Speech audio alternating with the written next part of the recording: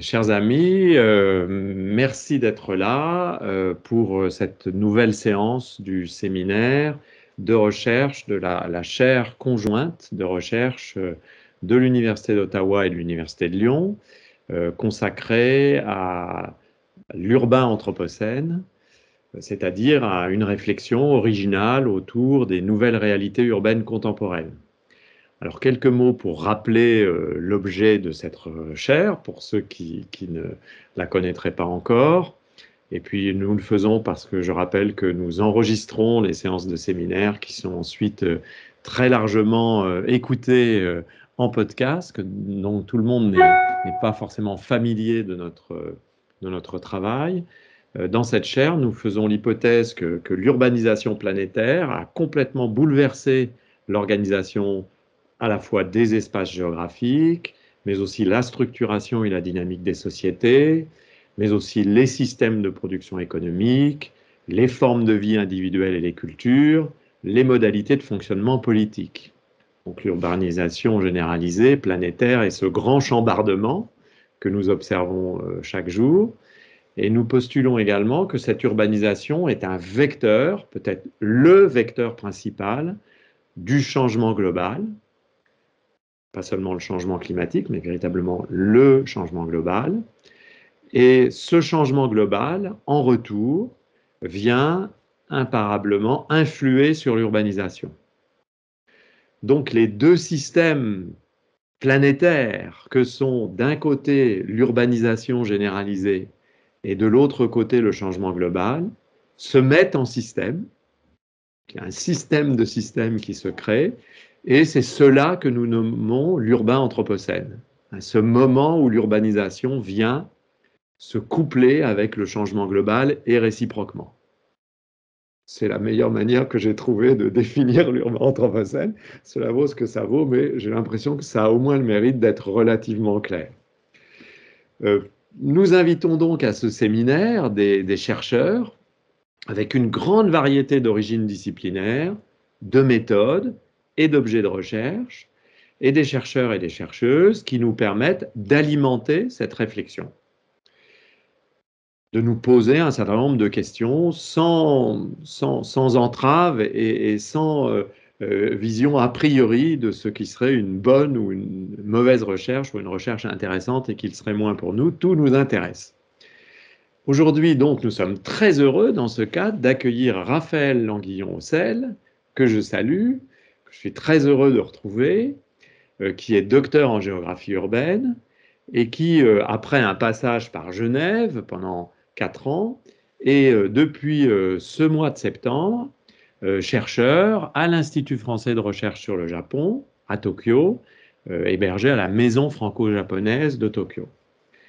Ces travaux portent depuis maintenant une dizaine d'années sur les politiques de régénération urbaine de Tokyo, qu'il aborde, vous allez le voir, de façon fine et précise, et avec la volonté de comprendre les logiques urbaines, économiques, sociales et politiques et culturelles qui président à la mise en place des projets urbains et des nouveaux espaces correspondant à ces projets urbains, et avec une volonté aussi de donner à cette analyse une dimension critique qui est tout à fait intéressante et originale.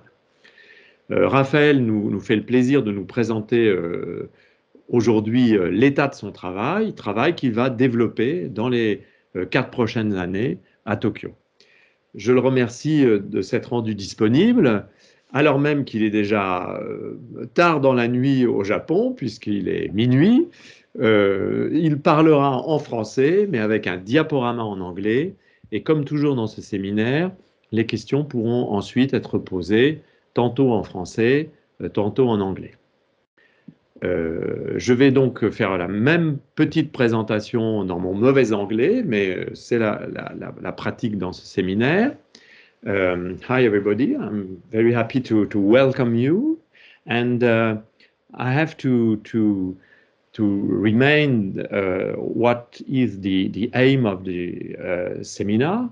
This research seminar of the U Ottawa and U Lyon joint chair on urban Anthropocene is devoted to approaches of new contemporary urban realities. We hypothesize that global urbanization, planetary urbanization, has completely disrupted the organization of geographic space, but also the structuring and dynamics of societies, but also the system of economic productions, the forms of individual life and the cultures, but also the political organization and functioning of societies. We also postulate that this kind of urbanization is the main vector of global change. Urbanization is fueling global change. And in return, this global change influences hardly the planetary urbanization, but also the patterns of urbanization which are implemented locally. In summary, the two systems of globalization, urbanization on the one hand and global change on the other hand, form a kind of new system, and this is what we call the urban Anthropocene. It is our fieldwork, in a sense. In order to tackle this issue, we are inviting to this seminar researchers with a wide variety of disciplinary origins, methods, and research objects. Researchers who will enable us to contribute to support our work on this topic. So today we are very pleased to welcome Raphaël Languillon-Haussel, a French doctor in urban geography from University of Lyon, who has been a researcher at the French Institute for Research on Japan since September.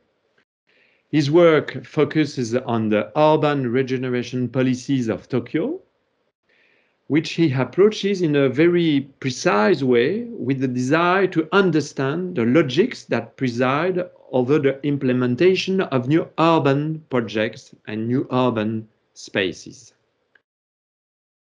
Raphaël is pleased to present the state of his work, which he will develop in the coming years in Tokyo. And I want to thank him very warmly for making himself available, even though it's already late at night in Japan, midnight. Thank you, Raphaël. He will speak in French, but with a slideshow in English, and questions after his presentation can be asked both in French and in English. Raphaël, c'est à vous. Merci beaucoup Michel, merci Vincent Mirza et merci beaucoup à l'École urbaine de Lyon et à l'Université d'Ottawa pour votre invitation. Donc je vais sans plus tarder lancer le partage de mon PowerPoint qui est effectivement en anglais, mais je vais m'adresser à vous en français aujourd'hui parce qu'il est un peu tard, on finira sans doute vers 1h30 du matin et donc je voulais garder ma langue maternelle pour garder l'esprit le plus clair possible. Alors, aujourd'hui, j'aimerais vous présenter... Ah, excusez-moi. Je viens d'appuyer sur une mauvaise touche. Je recommence le partage. Hop, voilà. Donc, aujourd'hui, j'aimerais vous présenter des réflexions sur le capital fixe développé par David Harvey, avec comme cas d'étude la renaissance urbaine à Tokyo. Alors, pour me présenter très brièvement, comme Michel Lussot l'a dit, je suis un géographe spécialiste dans les études urbaines. Et en particulier, ce qui m'intéresse profondément, c'est les liens qui existent entre les dynamiques d'urbanisation, les régimes capitalistiques qui assurent les logiques d'accumulation du capital dans les espaces urbains, et puis les régimes politiques qui en assurent le cadre légal. Et comment est-ce que ces trois polarités, urbanisation, capitalisme et régime politique, s'alimentent et s'influencent les uns les autres. Et donc, dans cette perspective, quatre grands sujets qui sont en fait pour moi des cas d'étude m'intéressent particulièrement. D'une part, la verticalisation des espaces centraux urbains. Vous avez la photo en haut à droite. Le vieillissement et comment est-ce que le vieillissement impacte régime politique, capitalisme et dynamiques urbaines. la Smart City, avec en particulier la troisième révolution industrielle, c'est le digital et ses impacts sur l'urbain et les régimes politiques, et puis l'événementiel, avec en particulier les Jeux Olympiques, et vous avez la photo du Stade Olympique de Tokyo en bas de cette image. Donc, dans cette perspective, aujourd'hui, j'aimerais essayer de lancer une réflexion qui couple un petit peu ces quatre sujets avec le cas de Tokyo, qui est mon terrain d'étude principale, même si j'ai aussi conduit des recherches en Europe occidentale et puis dans d'autres pays et villes d'Asie de l'Est, en particulier Corée, Chine continentale et puis Singapour. Alors aujourd'hui, l'étonnement philosophique du jour est résumé avec ces deux diapositives, ces deux photos.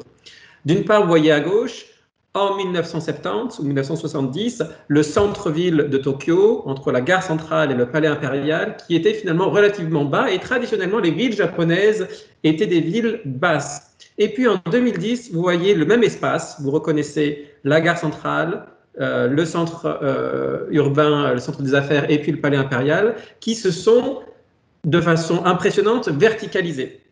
La question est de savoir quelles sont les transformations politiques, capitalistique, économique et urbaine qui ont conduit à la photo des années 70 et sa transition 40 ans plus tard, en 2010.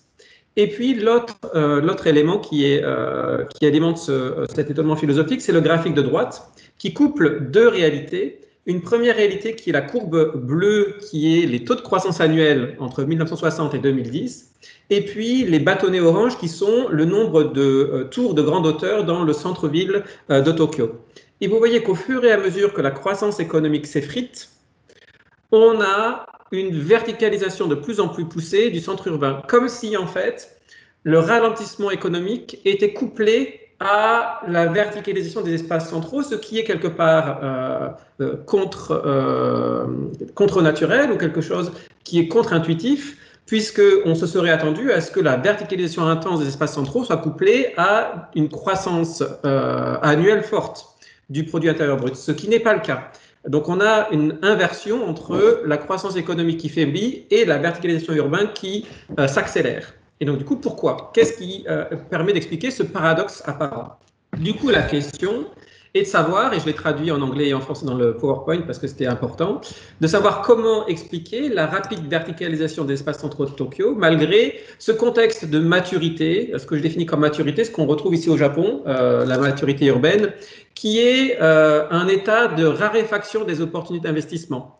Parce que quand vous avez un ralentissement de la croissance économique c'est quoi? C'est quand le régime capitalistique ne produit plus de surproduit suffisant, c'est-à-dire qu'on n'a pas de surplus de valeur d'une année sur l'autre, ou en tout cas très peu. Et donc, si on n'a pas de surplus de valeur d'une année sur l'autre, c'est qu'on a effectivement, quelque part, mécaniquement, une raréfaction des opportunités d'investissement. Donc, comment est-ce qu'on peut expliquer, dans un contexte de raréfaction des opportunités d'investissement, une si rapide verticalisation des espaces centraux à Tokyo?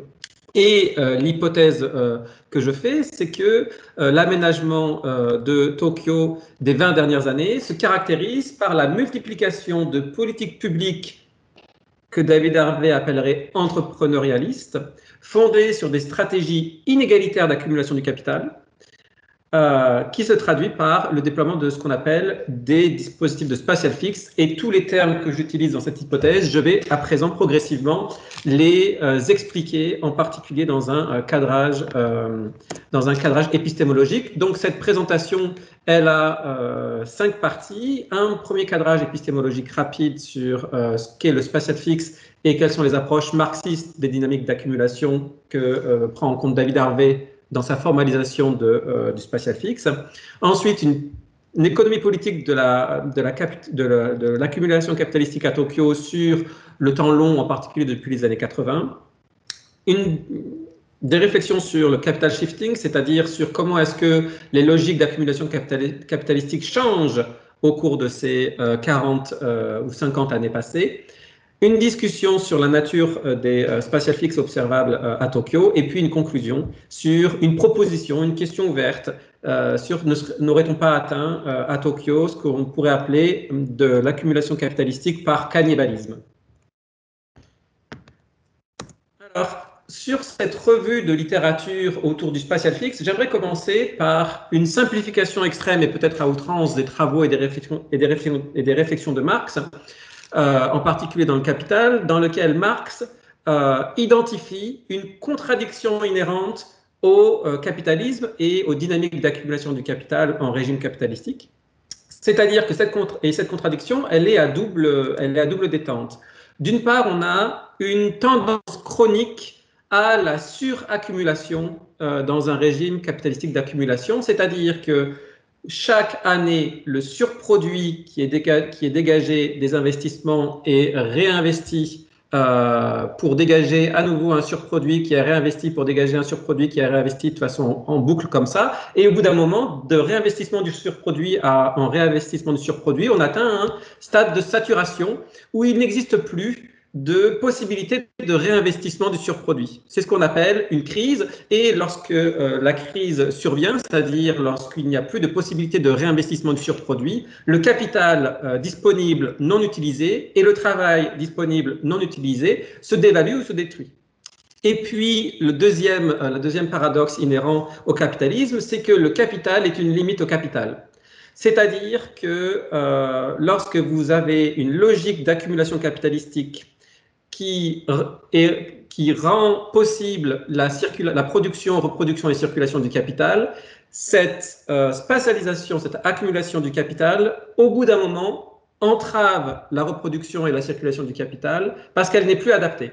Et c'est typiquement ce qu'on appelle la destruction-création ou la création-destruction de richesse, lorsque, par exemple, une révolution industrielle rend caduques les logiques d'accumulation du capital des systèmes productifs précédents. D'accord? Donc, c'est là où le capital est la limite à sa propre expansion.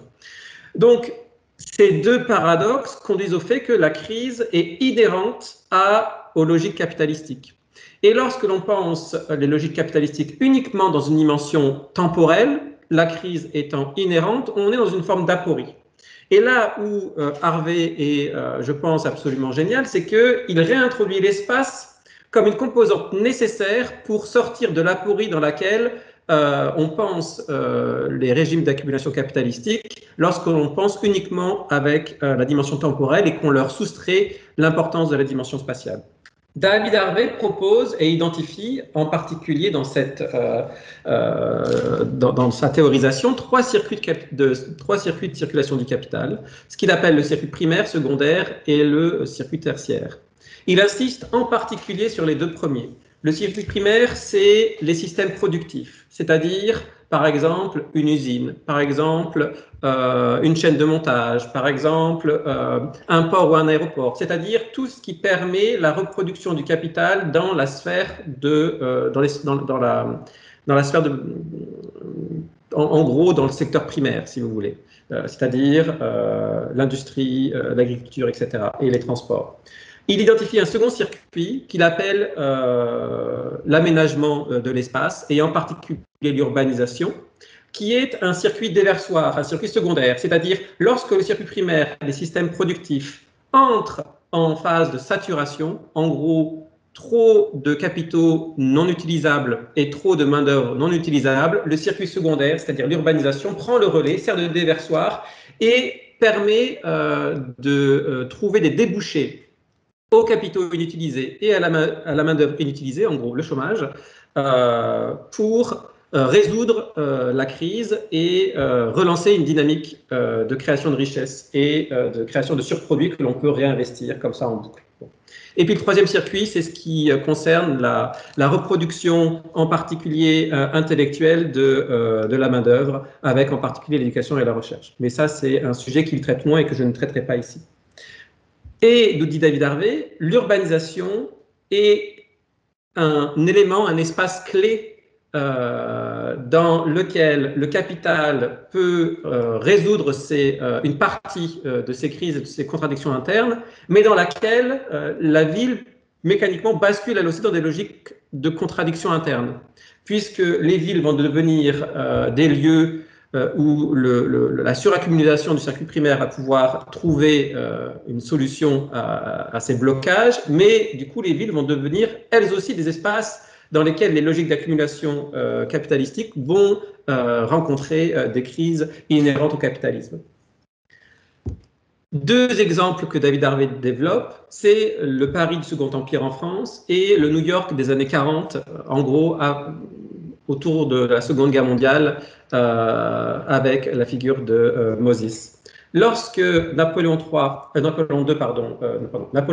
appelle le baron Haussmann en 1853, la France était marquée par une crise dans laquelle beaucoup de capitaux libérés par la révolution agricole et la révolution industrielle et beaucoup de main-d'œuvre libérée par ces deux révolutions ne trouvaient pas de débouchés, c'est-à-dire n'étaient pas utilisés et se dépréciaient rapidement, créant de la misère, créant du chômage, détruisant du capital, etc.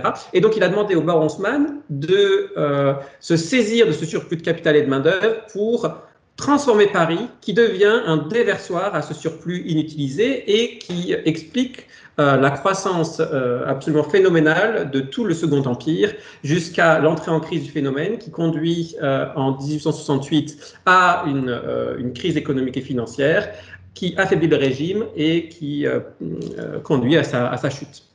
Dans les années 40, en 42, Robert Moses fait exactement la même chose à New York, c'est-à-dire il utilise la main-d'œuvre et les capitaux inutilisés des périodes des années 30, c'est-à-dire des périodes de crise, pour structurer un nouvel espace, l'espace de la suburb, dans lequel il va, comme Haussmann, utiliser ces capitaux et cette main-d'œuvre inutilisée pour produire de l'espace, et cette fois-ci de l'espace à échelle industrielle qui vous explique, alors là c'est pas New York en bas la photographie, c'est Los Angeles, qui vous explique pourquoi est-ce que dans l'après-guerre, les États-Unis sont si dynamique au niveau économique et pourquoi est-ce que ce dynamisme se traduit aussi par une intense urbanisation et en l'occurrence une intense suburbanisation.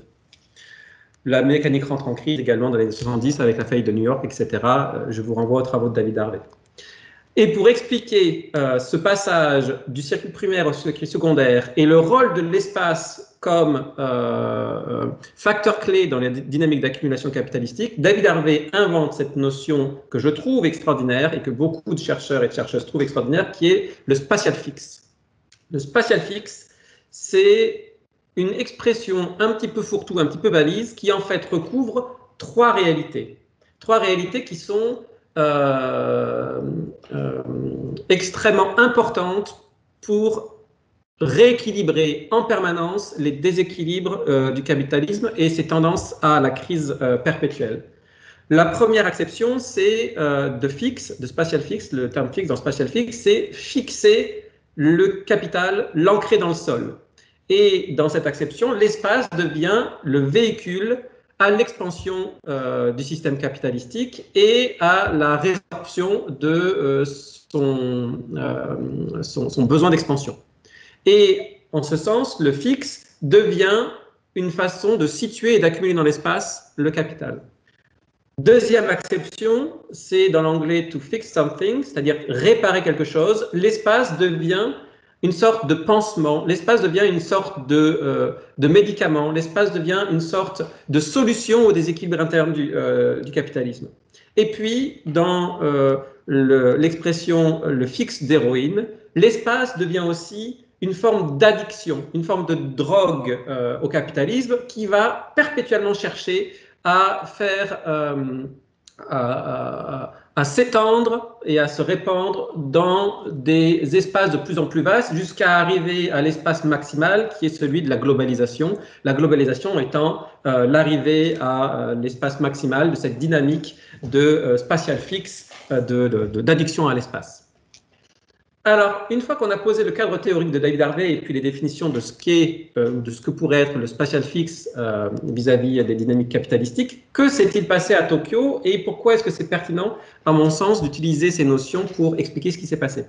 Alors, il faut remonter, je pense, dans les années 80, qui sont intéressantes à l'échelle globale parce que c'est le grand moment de néolibéralisation du monde et de financiarisation du monde, avec Nakasone au Japon, Reagan aux États-Unis, Margaret Thatcher en Grande-Bretagne, et puis Deng Xiaoping en Chine. C'est un moment clé dans l'histoire de l'humanité où un certain nombre de facteurs convergents touchant à la néolibéralisation de différents régimes capitalistiques concernent les grandes économies de la planète.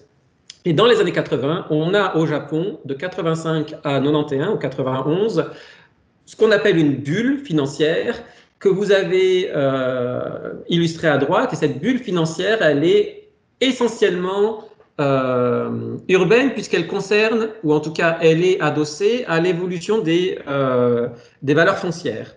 Parce que cette bulle financière, elle est alimentée par des prêts hypothécaires qui sont gagés sur du foncier. Le foncier étant considéré comme une valeur refuge au Japon, ou en tout cas comme étant la valeur principale des actifs spatiaux qui peuvent être de l'immobilier, du foncier, etc. Bon.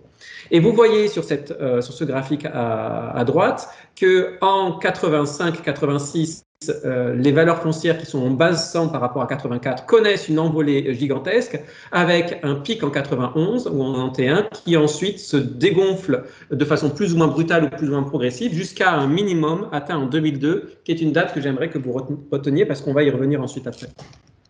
Cette envolée des valeurs foncières fait que le prix du foncier devient de façon disproportionnée, prépondérant dans les logiques d'aménagement urbain et que le prix de l'immobilier, c'est-à-dire la valeur de la construction qui est supportée par le foncier, devient négligeable.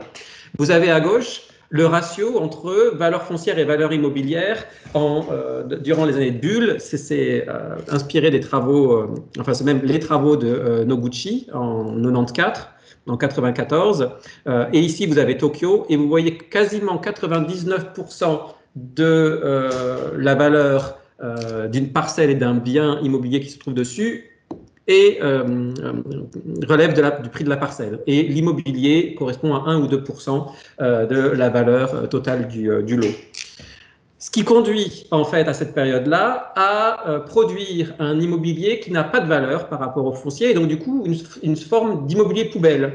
Et cet immobilier poubelle, vous l'avez ici sur ce graphique à droite qui vous retrace une pyramide des âges des bâtiments en 2014 découpés entre les bâtiments de très grande taille ici à droite et les bâtiments de petite ou moyenne taille ici à gauche. Et vous voyez que ici, ce gonflement des bâtiments de petite et moyenne taille correspond aux années de bulle, puisque en 2014, lorsque vous montez à des bâtiments qui ont entre 20 et 28 ans, vous tombez mécaniquement sur la bulle des années 80, et qui s'est dégonflée en 90. Et vous voyez que cet immobilier poubelle, de petite et moyenne taille et de médiocre qualité, il s'arrête brutalement lorsque se dégonfle la bulle et disparaît quasiment après, puisque dans les années récentes, il est quasiment absent. On aura l'occasion de revenir sur ce graphique. Au niveau spatial, cette bulle adossée à une variation extrême des valeurs foncières se traduit également au niveau spatial par des conséquences spatiales fortes. Vous avez à droite ici la spatialisation des valeurs foncières sur lesquelles s'adosse la bulle financière. Dans les années 80, vous voyez qu'on a des valeurs plutôt homogènes dans l'ensemble de Tokyo. Le centre commence à se renchérir dans les années 85 et puis vous avez ce phénomène de bulle où l'hypercentre devient extrêmement cher, par exemple. Ça devient irrationnel, mais on avait calculé que le foncier du palais impérial que vous avez vu sur les photos du début de ma présentation valait autant que le foncier de toute la Californie à cette époque-là, et que le foncier de l'ensemble des 23 arrondissements de Tokyo valait autant que le foncier de tous les États-Unis, ce qui n'a pas de sens, puisque c'est en dehors de toute rationalité économique, et puis personne ne peut acheter un tel foncier. Donc de toute façon, ça n'a pas de sens. Mais si on théorise en quelque sorte, si on extrapole les valeurs, c'était à peu près dans ces ordres de grandeur-là. Et puis en 97, vous voyez que la situation est arrivée à peu près au même niveau que l'avant-bulle, et donc on a un effet de décroissance ou de shrinkage des valeurs foncières à ce niveau-là, ce qui se traduit de façon très concrète par un évidement du centre de la part de la population, tout simplement parce que les logements ne deviennent plus abordables aux populations. Et donc cet évidement du centre et des sous-centres de Tokyo conduit à l'étalement de la métropole dans les années 80 et ensuite 90, qui quasiment double de volume, puisque en violet foncé, vous avez les espaces bâtis en 72, et puis en 2002, vous avez en rose, vous avez les espaces bâtis en 2002, et vous voyez cet incroyable étalement urbain qu'a connu la mégalopole tokyote entre ces deux dates, essentiellement pendant les années de bulle. Alors, ça, c'était le contexte dans les années de bulle. Je passe directement aux années 2000, qui sont des années de renaissance urbaine, après ce que certains ont qualifié comme étant une décennie perdue, la décennie des années 90, qui est une décennie en fait extrêmement importante, et je vous renvoie à l'excellent travail de Philippe Pelletier et Marc Bourdier sur l'archipel accaparé. C'était une décennie d'ajustement structurel, en quelque sorte, et en particulier d'ajustement spatial. Et dans les années 2000, on a la mise en place d'une politique qui est dite de renaissance urbaine, qui avait pour objectif de purifier tous les actifs fonciers toxiques ou rendus toxiques par le dégonflement de la bulle et de relancer la fabrique urbaine après 10 ans, voire éventuellement 20 ans de crise ou en tout cas de difficultés à construire dans le centre de Tokyo à cause de la bulle et ensuite de son dégonflement. Et vous voyez que ce zonage, enfin, cette politique de renaissance urbaine, elle est adossée à un zonage extrêmement précis, ça veut dire que vous êtes en dehors ou en dedans et vous le savez au mètre près, qui concerne essentiellement les espaces centraux et vice-centraux de Tokyo, avec ici, vous voyez, vous avez le palais impérial ici et la gare centrale ici. Donc en fait, j'espère que vous voyez ma souris. Mais du coup, ici, vous avez les espaces centraux de Tokyo, le front de mer, et puis les vice-centres, en particulier Shinjuku et Shibuya, dont vous avez déjà certainement entendu parler. Et donc, dans ce zonage spécial, qui est un zonage de dérogation au droit commun du Code de l'urbanisme et de l'aménagement et du Code de la construction, vous avez un certain nombre d'incitations qui sont faites de la part de la puissance publique aux aménageurs privés pour régénérer un bâti de mauvaise qualité construit pendant la bulle ou alors de foncier sous ou mal utilisé dans les années 90 en raison de leur nature toxique dans les montages financiers mis à mal par le dégonflement de la bulle. Et donc, dans ces incitations publiques, vous avez par exemple la possibilité de transférer des droits à bâtir de parcelles vers d'autres parcelles, et en particulier de parcelles historiques, comme la gare de Tokyo, vers les parcelles alentours. Vous avez également la possibilité de construire plus de surface à bâtir si vous aménagez, par exemple, des espaces publics en pied d'immeuble. Des infrastructures et des services ouverts à la population ou à services publics dans les immeubles, etc., etc. Et vous avez comme ça, grâce à un certain nombre de dérogations du Code de la construction et à l'accélération des procédures, en particulier l'acceptation ou le refus des collectivités locales des projets proposés par les acteurs privés, alors, toutes ces dérégulations font que le centre de Tokyo se verticalise à très grande vitesse et capte des investissements absolument pharaoniques. Cette renaissance urbaine, elle est en au moins 3 temps dans les années 2000 et 2010, et je pense que la scansion est importante, on y reviendra. 2002, c'est la première version de la renaissance urbaine, et rappelez-vous, dans le schéma que je vous ai montré d'évolution des prix fonciers à Tokyo, c'est 2002 l'année du minima des prix fonciers après le dégonflement de la bulle. Et donc, on a là une année clé où le minima des prix fonciers est corrélé à l'édiction d'une politique urbaine, de renaissance urbaine, qui a des impacts majeurs sur la régénération des centres urbains. Cette politique, elle est révisée et renforcée avec un regain de dérégulation et de dérogation au code de l'urbanisme et du droit commun en 2011.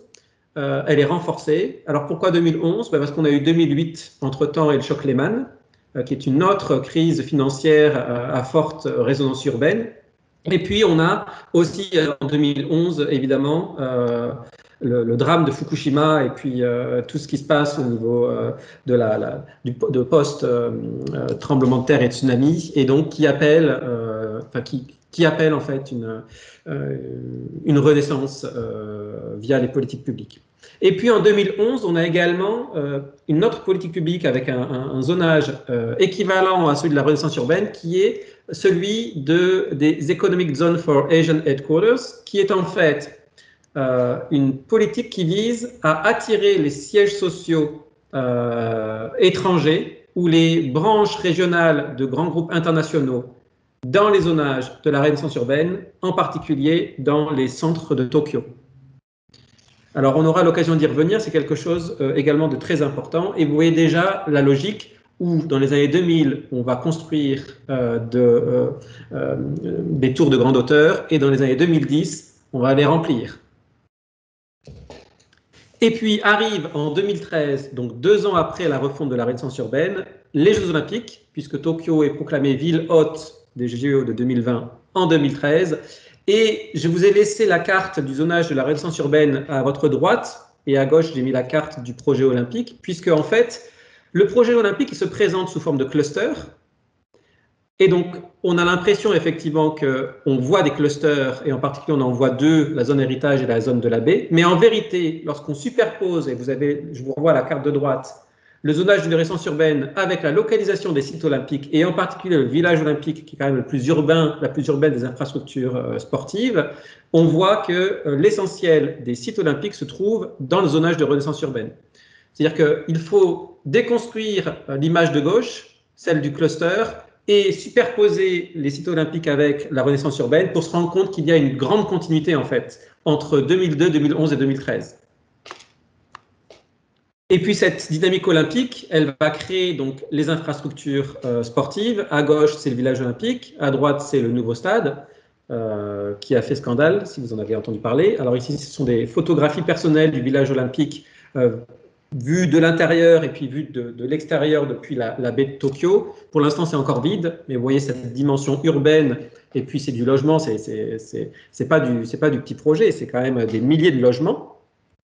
Mais cette dynamique olympique, elle ne concerne pas uniquement les impacts directs, qui sont les sites olympiques, elle concerne aussi des impacts indirects avec des infrastructures lourdes, en particulier des routes nouvelles, en particulier des ponts nouveaux, qui nécessitent le déménagement par effet domino d'anciennes infrastructures, et en particulier ici, c'est l'ancien marché aux poissons de Tsukiji qui a été déplacé sur un autre terre-plein un peu plus loin dans la baie, juste derrière le terre-plein du village olympique. Et puis, vous avez des effets d'opportunité ou des effets d'aubaine générés par l'olympisme qui jouent un petit peu le rôle d'un appel d'air, mais aussi le rôle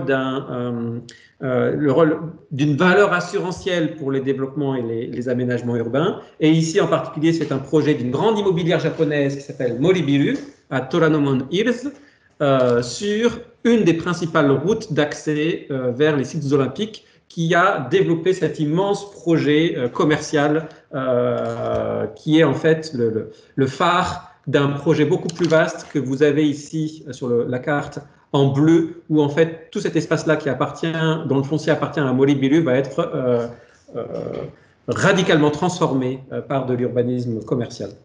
Et puis, encore plus loin dans ces effets d'aubaine et cette valeur assurantielle, tout l'ensemble du front de mer est régénéré intensément avec du résidentiel sous forme de condominium et de l'hôtellerie de luxe dédiée à une clientèle soit internationale, soit plutôt riche. Alors ça, c'était les dynamiques. À présent, j'aimerais insister sur en quoi est-ce que ces politiques urbaines, cette économie politique de l'aménagement et de l'accumulation capitalistique dans les centres urbains à Tokyo, est adossée à un certain nombre de shifts, donc capital shift, ou à un certain nombre de changements radicaux dans les logiques d'accumulation capitalistique. Et pour voir à quel point ça a changé, il faut voir la situation d'origine dans les années 80. Vous avez à Tokyo et au Japon d'une manière générale 2 grands aménageurs privés qui construisent la ville, fabrique urbaine qui est traditionnellement plutôt confiée au privé. Vous avez les entreprises immobilières des grands conglomérats, les Keiretsu, en particulier Mitsubishi Jisho, mais vous avez aussi Mitsui, Donosan, Moribiru, vous pouvez rajouter Sumitomo. Et puis vous avez les entreprises ferroviaires privées. Les immobilières des conglomérats se concentrent sur les espaces centraux, les ferroviaires sur les périphéries. Ici, vous avez sur la carte la localisation des développements immobiliers récents des 3 principales immobilières des conglomérats, Mitsubishi Jisho en rouge, Moribiru en bleu et Mitsui Fudosan en vert. Et vous voyez leur extrême concentration. C'est-à-dire qu'on a une logique de fief et on a une logique de fief en fonction des différents centres et sous-centres de Tokyo. Ça veut dire qu'on a là une logique de rente à faire fructifier, et en particulier de rente foncière à faire fructifier par la valorisation immobilière de la rente foncière. Donc ça, c'est le principal business model des immobilières. Et puis les ferroviaires, elles, aménagent les suburbs selon une logique absolument imparable. Vous prenez une gare centrale, vous étirez une ligne ferroviaire suburbaine, vous développez de l'urbanisme et de l'immobilier commercial dans les principales gares, et puis autour des lignes ou à proximité des lignes, vous développez de l'immobilier résidentiel. Du coup, c'est jackpot pour vous parce que vous allez étaler l'urbain et en particulier étaler le peuplement, ce qui va vous conduire à recevoir plus de fréquentation sur les lignes, qui vous donne énormément de cash flow que vous pouvez ensuite réinvestir dans l'aménagement résidentiel le long des lignes, qui vous apporte encore plus de trafic sur les lignes, qui vous apporte encore plus de cash flow, qui vous apporte encore plus de possibilités d'aménagement d'immobilier sur résidentiel et commercial le long des lignes. Et donc vous avez un cercle vertueux qui se développe dans l'aménagement des suburbs par les ferroviaires. Ici, vous avez l'exemple de l'une des plus grandes ferroviaires à Tokyo, qui s'appelle Tokyu. Alors, ne confondez pas Tokyo et Tokyu, il y a un U à la fin, qui aménage tout le sud-ouest de Tokyo. Je me rappelle quand je parlais aux gens de Tokyu, ils présentaient le bassin de consommation de leur ligne comme étant équivalent au PIB de la Norvège. Donc, ce sont des choses absolument gigantesques. Et vous voyez que Tokyu est adossé à deux polarités ferroviaires majeures, Shibuya pour Tokyo et Yokohama pour Yokohama, la gare centrale, et a développé tous les aménagements résidentiels le long des lignes pour gonfler les trafics et étaler l'urbain, en particulier les cités-jardins du sud-ouest de Tokyo. Le problème, c'est qu'après la bulle, après l'éclatement de la bulle, on a un triple choc qui anéantit les business models des immobilières et des ferroviaires et qui appelle à un changement radical de leur logique d'accumulation de capital. Ces trois chocs, c'est un choc économique, dégonflement de la bulle, un choc démographique, puisque vous savez que le Japon est en perte de population, et puis un choc international ou d'internationalisation avec la montée de la concurrence de métropoles asiatiques, en particulier chinoise, à partir des années 80-90. Et là, je vous renvoie à tout ce que Deng Xiaoping a fait sur l'ouverture de la Chine à l'étranger. Ce choc économique, démographique et international, mais surtout démographique et économique, il se voit dans les deux graphiques que je vous montre. Le premier graphique en haut, il vous montre l'évolution des prix fonciers en bleu. Et vous voyez que 96, on a dans l'arrondissement de Chuo, donc heureusement Chuo c'est un des plus centraux là, que vous avez en rouge sur la carte, on a un minimum en 96 et puis après ça remonte un peu et puis ça redescend jusqu'en 2002 qui est le minima où vous avez la redescente urbaine qui est lancée. En rouge, vous avez le solde migratoire, c'est-à-dire la population, mouvement de population vers cet arrondissement, et puis en orange, c'est le solde naturel. Et vous voyez qu'au moment où en 96, on a un premier minima des prix fonciers, on a pour la première fois le solde migratoire qui redevient positif dans l'arrondissement central. Donc ça veut dire qu'avec le dégonflement de la bulle et le dégonflement des prix fonciers immobiliers, la population revient. Et ça, pour les ferroviaires, c'est catastrophique, parce que si la population revient au centre, on n'a plus besoin de les transporter depuis l'extérieur. Et donc ça remet en question toutes les logiques d'aménagement des suburbs par les ferroviaires. Il faut trouver donc du coup autre chose. Alors voilà, vous avez les transferts de population. Vous voyez qu'en rouge, c'est ce qui gagne de la population, en jaune, c'est ce qui gagne moyen, et en bleu, c'est ce qui perd. Et vous voyez que sur l'ensemble du département de Tokyo, plus vous êtes central, plus vous gagnez de la population. Et donc cette carte vous reflète, vous synthétise le retour de la population dans les espaces centraux. Vous allez me dire, ben alors du coup, c'est une très bonne nouvelle pour les immobilières qui aménagent les centres urbains. Oui, sauf que les immobilières qui aménagent les centres urbains, c'est surtout de l'immobilier commercial, en particulier de bureaux. Et si votre population décroît, en particulier la population active, avec le vieillissement, si la population active décroît, mécaniquement, vous perdez en taux de remplissage commercial, puisque la population active baisse, donc vous ne remplissez plus vos bureaux. Donc en fait, le choc démographique et quelque part le choc économique, puisque les prix fonciers et les prix immobiliers baissent, ce qui est aussi un manque à gagner pour elles, est un véritable souci. Et je dirais même que le choc international est beaucoup plus vif pour les immobilières des conglomérats, puisque c'est elles qui sont en première ligne de la compétition avec les centres d'affaires des autres métropoles asiatiques. Et donc, du coup, ce triple choc pour les immobilières est encore plus fort, certainement, que pour les ferroviaires. Donc, l'un dans l'autre, immobilières comme ferroviaires sont dans une situation où elles ont besoin de renouveler leur business model et leur logique spatiale d'accumulation du capital et de création de valeur. Qu'est-ce qui s'est passé? 3 shifts, je pense, dans les années 2000 et 2010. Un shift du quantitatif au qualitatif. Un deuxième shift de la production vers la consommation. Et un troisième shift d'internationalisation, c'est-à-dire de logique nationale à une logique internationale, ce qui est radicalement nouveau pour le Japon. Le premier shift, quantitatif versus qualitatif, c'est qu'on a définitivement tourné la page de l'immobilier de médiocre qualité. Et on a, avec 2002 et la Renaissance urbaine, on est entré dans l'ère des méga-projets et des super-blocs.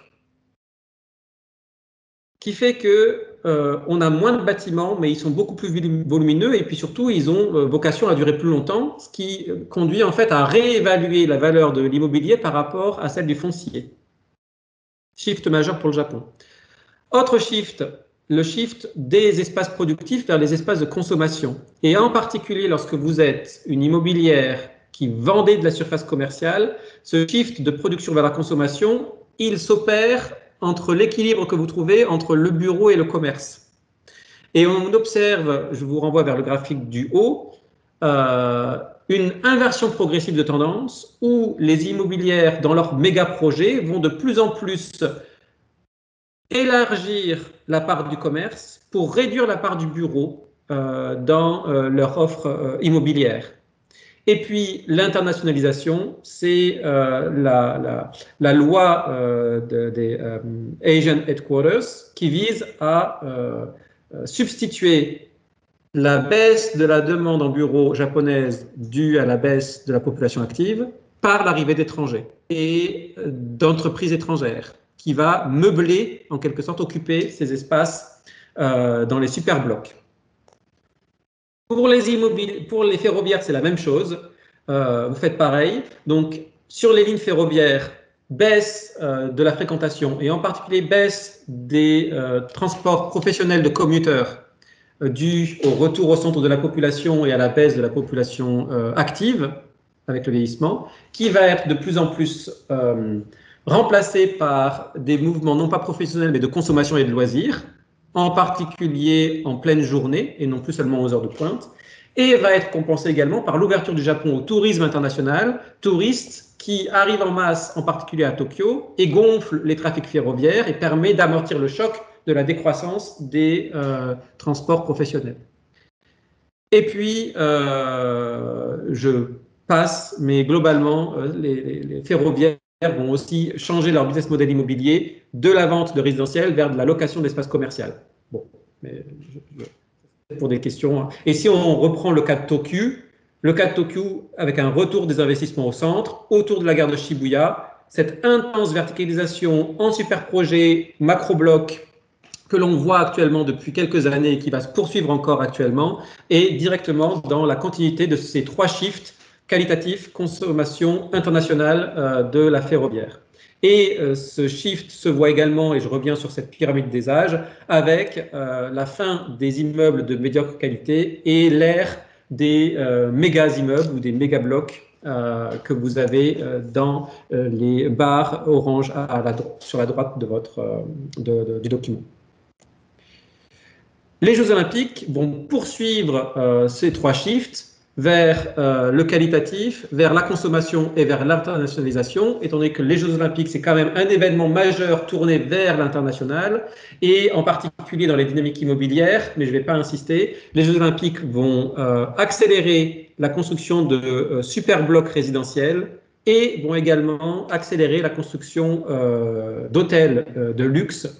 Vous avez là sur la photo, ici c'est un exemple d'hôtel juste à côté du nouveau stade olympique, mais il y en a plein d'autres, qui effectuent un petit shift du commerce bureau vers l'hôtellerie. Et ça, c'est le petit shift opéré par les JO.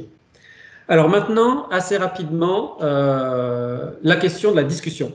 quelle est la nature, si fixe il y a, des fixes que l'on observe à Tokyo depuis environ une quarantaine d'années? Tout d'abord, la bulle. La bulle est-elle un fixe spatial au sens de David Harvey?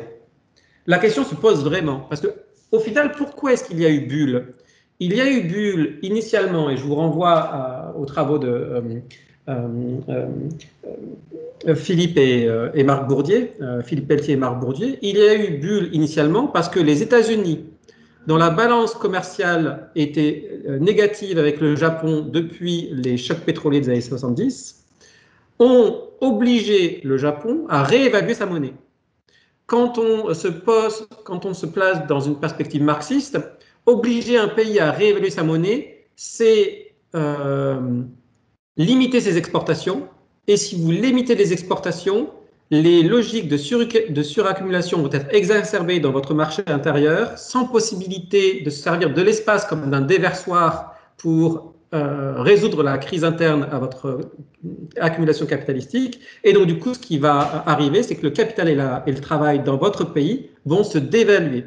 Ce qui fait que les États-Unis, lorsqu'ils obligent le Japon à augmenter la valeur du yen, ont derrière la tête non pas juste la baisse des exportations du Japon, mais la destruction de leur système productif pour pouvoir prendre le relais. Sauf que ce que les États-Unis n'avaient peut-être pas vu, c'est que le Japon, qui avait eu en gros une dizaine ou une quinzaine d'années de solde commercial très positif, lorsque vous gonflez artificiellement et radicalement sa valeur, ce qu'on appelle Endaka au Japon, le yen-jer, vous allez gonfler mécaniquement, artificiellement, toutes les réserves que le Japon a dans ses coffres. Et donc, vous allez donner au Japon, en quelque sorte, un immense surplus de richesse gonflé artificiellement par la réévaluation de sa monnaie. Ce qui fait que le Japon, pendant la bulle, se trouve avec deux contradictions. Un, beaucoup de capitaux encore plus importants parce qu'ils sont gonflés artificiellement par le Endaka, le yen cher, et puis impossibilité de trouver à l'extérieur le débouché nécessaire à l'investissement de ces capitaux en surnuméraire, en surnombre. Donc, du coup, qu'est-ce qui se passe?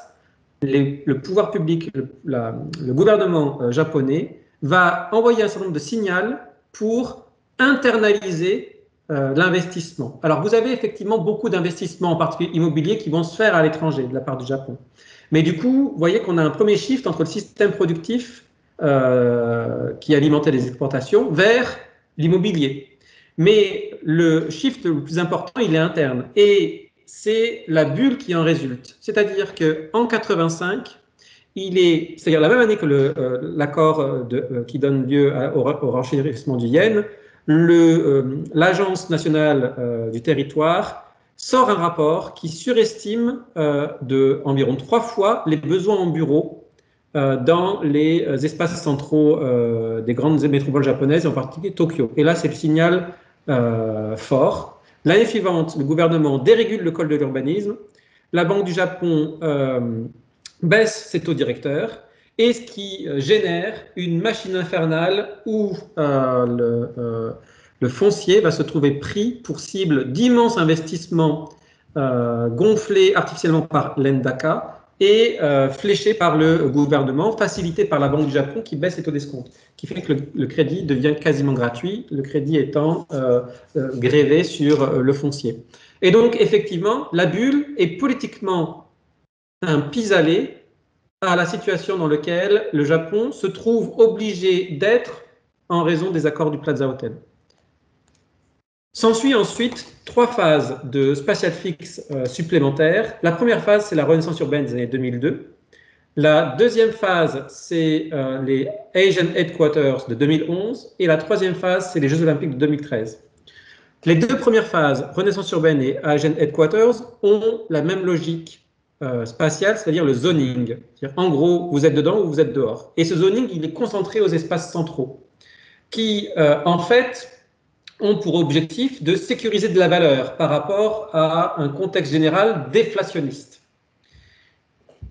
Quand on regarde dans le détail, la renaissance urbaine, elle, je pense à mon avis, a pour objectif de sécuriser la valeur du foncier à travers le redéveloppement d'un immobilier de qualité dans le contexte général de déflation des valeurs foncières et immobilières. Et cette sécurisation de la valeur foncière à travers le redéveloppement d'un immobilier de qualité est sur un nombre d'espaces extrêmement restreint. Dans un deuxième temps, une fois que vous avez construit de la surface immobilière, je l'ai déjà dit, vous allez chercher à la meubler, à mettre des gens et des entreprises dedans. Et ça, c'est tout le rôle des Asian Headquarters, qui cherchent à piquer depuis l'international des investisseurs, des entreprises et de la main-d'œuvre. Et ce deuxième fixe spatial a pour objectif de sécuriser la valeur de l'immobilier qui avait déjà été construit pour sécuriser la valeur du foncier avec la Renaissance urbaine, dans un contexte de surproduction immobilière. Et puis arrivent les Jeux Olympiques, qui à mon sens sont aussi un fixe spatial, mais qui est plus un fixe spatio-temporel, puisque là, les limites spatiales sont floues, puisque c'est un projet par cluster, mais en revanche, les limites temporelles sont fixes. En gros, c'est 2013, on vous donne les Jeux, et 2020, vous les réalisez. Donc vous avez en gros une dizaine d'années de valeur assurantielle des Jeux qui se prolonge un petit peu après les Jeux, mais pas beaucoup plus que ça. Et ces Jeux Olympiques ont pour objectif de sécuriser la valeur de la place tokyote et sa compétitivité dans un contexte de déclin national et de compétition internationale intense en Asie-Pacifique. Donc je pense qu'il y a effectivement quelque chose d'assez logique. Et quand on regarde un petit peu comment ces trois fixes se sont comportés, on a ici les valeurs des prix commerciaux, la valeur du foncier commercial entre 2003 et 2015, choc Lehman qui dégonfle la dynamique de la première renaissance urbaine. 2011, on relance une dynamique avec les Asian Headquarters. 2013, on relance une dynamique avec Tokyo Ville Haute. Et vous voyez que tout redevient, tous les espaces centraux ici redeviennent inflationnistes, ou en tout cas les valeurs se renchérissent dans un contexte où, sur l'ensemble de la métropole, vous voyez que le phénomène est extrêmement ténu. L'ensemble de la métropole, c'est dans la courbe la plus épaisse et la plus basse du graphique. Et si on fait un zoom sur les prix de l'immobilier commercial à Tokyo, on voit que le point le plus bas est atteint pour l'ensemble de la capitale japonaise le même mois, parce que ça c'était mois par mois, le même mois que la proclamation de Tokyo Ville Haute JO 2020. Et après ça repart. Vous voyez. Donc il y a comme ça une correspondance absolument incroyable au niveau du timing. En conclusion, et c'est ma dernière slide, sur la ville mature et l'hypothèse de accumulation capitalistique par cannibalisme. Deux choses.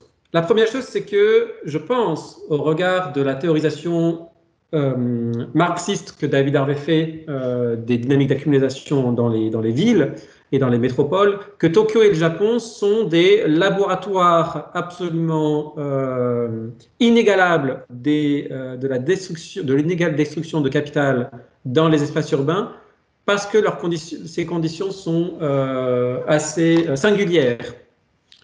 Tout d'abord, on a effectivement un contexte de surproduction dans un contexte national de déflation et de dépopulation et de possibilités limitées d'expansion géographique, en particulier sous pression américaine. Et puis, dans ce contexte-là, je pense que, alors que Marx décrivait les inégalités dans un régime capitalistique comme étant le produit d'intérêts économiques, je pense qu'avec le Japon, on a franchi une nouvelle étape où les politiques publiques d'encouragement ou de création volontaire de spatial fixe sont devenues des politiques qui cherchent à créer l'inégalité. C'est-à-dire que l'inégalité dans un régime capitalistique n'est plus uniquement une caractéristique naturelle au capitalisme, c'est un objectif politique recherché dans les logiques néolibérales. Et puis, ce que l'on observe, je pense aussi à Tokyo, c'est qu'on a mécaniquement ce qui se met en place, c'est un capitalisme, une accumulation capitalistique par dépossession. Ça veut dire qu'avec la sursécurisation de la valeur foncière, ensuite immobilière et immobilière d'un nombre extrêmement restreint d'espaces à Tokyo, mécaniquement, on conduit à détruire de la valeur ailleurs. Et comme on évolue dans un système quasiment clos, cette destruction de valeur, elle est à Tokyo elle-même. Ce qui fait que les spatial fixes que l'on observe à Tokyo, je pense, ne traduisent plus un shift du circuit primaire des systèmes productifs vers un circuit secondaire, mais entretiennent un shift géographique du circuit secondaire d'espaces abandonnés, volontairement par le politique, vers le circuit secondaire d'espaces survalorisés par le système politique et ses fixes spatiaux, qui fait qu'à présent, si on observe une telle verticalisation dans les espaces centraux à Tokyo, c'est par transfert et destruction de richesses d'espaces périphériques vers les espaces centraux, ce qu'on appelle, je pense, une accumulation par cannibalisme, c'est-à-dire autophagocytation du capital japonais. Donc voilà, j'ai fini avec cette présentation. J'ai tenu 50 minutes, je pense. Donc j'espère que c'est dans les temps. Je vous remercie de votre attention en tout cas, et je m'arrête là.